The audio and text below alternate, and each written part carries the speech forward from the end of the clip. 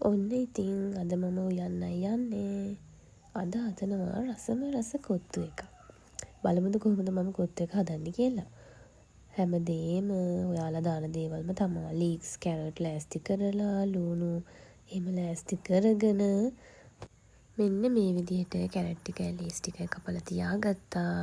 මෙතන වීඩියෝ වෙලා නැහැ. මම අනිත් දේවල් ඔක්කොමත් මේකට දැම්මා. ඉතින් ඊළඟට මේ වගේ තාච්චියක් ලිපේ තියාගෙන ඒකට මම දැම්ම පොල් තෙල් ටිකක්. ඔයාලට පුළුවන් බටර් උනත් ඇඩ් කරගන්න. මම බටර් නම් දැම්මේ නැහැ. පොල් තෙල් ටිකක් ඇඩ් කරගෙන ඕකට අපි ඉස්සෙල්ලාම දානවා ඉඟුරු සුදු ලුණු. ඉඟුරු සුදු ලුණු ටික මේකට දාගන්නවා. ඒ ටික ඔක්කොම දාගෙන හොඳට අපි හැන්දකින් ඒක මික්ස් කරනවා. අර අපි කියන්නේ රන්වන් පාට වෙනකම් වදින්න කියලා. ඒ වෙනකම් අපි මේ ටික බැද ගන්නවා. ඊට පස්සේ අපි මේකට දාගන්නවා. අපි ඊළඟට මේ වගේ බීලුණු ටිකක් ඇඩ් කරලා ඒකට කරපිංච ටිකකුත් දාලා රම්පි තියෙනවා නම් ඒ ටිකක් දාලා හොඳට මික්ස් කරනවා මේ වගේ. හොඳට රන්වන් පාට වෙනකම් බැදීගෙන එනකොට ඒකට මම ඇඩ් කරනවා කැරට් ලීක්ස් දෙකම. මම නම් ලීක්ස් උත් ඇඩ් කරනවා මෙහෙමම. සමහර අය නම් හදලා වුණාට පස්සේ තමයි මේ ලීක්ස් ඇඩ් කරන්නේ. මං සාමාන්‍යයෙන් මෙහෙම තමයි මේ කොත්තු එක හදන්නේ. ඉතින් ඒ දෙකත් හොම දාලා අපි ඒකත් හොඳට මික්ස් කරගන්නවා. මද ගින්නේ තමයි මම මේ ටික කරගන්නේ.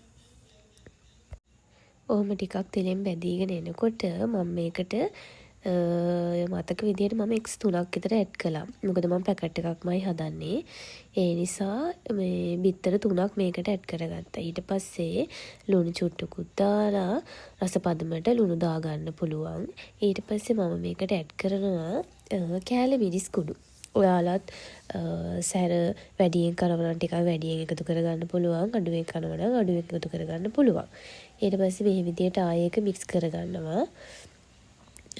තෙලෙන් චුට්ටක් බැදෙන්න දෙන්න ඕනේ.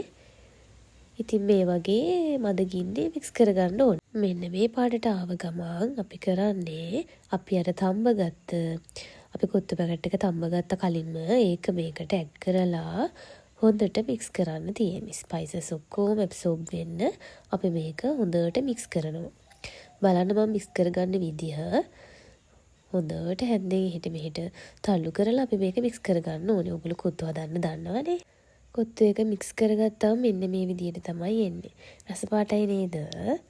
ඉතින් මේක කන්න මම රසම රස චිකන් කරි එකකුත් හදන්නයි යන්නේ. මේ වගේ බීලුණු ගෙඩියක් සුද්ධ කරගෙන හොඳට සෝදලා කපා ගන්න ඕනේ. ඒකට තව සුදු ලුණු, ඉඟුරු, අවු මිරිස්, කරපිංච රම්ප එහෙමත් මම ඇඩ් කළා. මේ චිකන් කරි එක හදන්න. අද මම හදන්නේ කළුවට බොරට චිකන් කරි එක. බලාගෙන ඉන්නකො මම කොහොමද හදන්නේ කියලා. මේ ඔක්කොම ලෑස්ති කරගෙන අපි තාච්චියක් ලිපේ තියලා තෙල් ටිකක් දාලා ඒක රත් වෙද්දී අපි මේකට ඇඩ් කරනවා සුදු ලුණු, අපි කපාගත්ත ඉඟුරු ඒ ටික ඇඩ් කරලා චුට්ටක් තෙලේ බෙදෙන්න දෙනවා. මම ආසම මේ සුදු ලුණු ඉඟුරු තෙලේ බෙදෙන සුවඳට. ඔයාලත් එහෙමද? ඉතින් මේක රන්වන් පාට වෙනකම් බැඳගෙන මේකට අපි ඇඩ් කරගන්නවා අපි කපාගත්ත ඉතුරු දේවල් ටික. මේ මම චිකන් කරි එක හදන විදිය. ඒකට බීලුණු ටිකක් දාලා ඊට පස්සේ කරපිංච රම්පේ අපි කපාගත්ත ඒවා ටික දාලා තව චුට්ටක් තෙලේ බැදෙන්න දෙනවා. මෙන්න මේ වගේ තෙලේ බැදීගෙන එනකොට අපි මේකට ඇඩ් කරනවා චිකන් ටික මිනිස් 3-5 අපි හොඳට බැදලා ඒ ටිකත් මේකට දාලා හොඳට මෙන්න මේ වගේ මික්ස් කරනවා.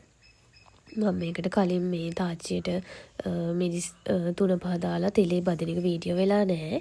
මම ඒක 3-5 ඔක්කොම තෙලේ බැදලා ගත්තේ. ඊට පස්සේ මෙන්න මෙහෙම වහලා ටිකක් වෙලා තියලා වතුරෙන් තැම්බෙන්න දීලා අපි ආපහු මික්ස් කරගන්නවා. බලන්න චිකන් එකේ පාට එන විදිය.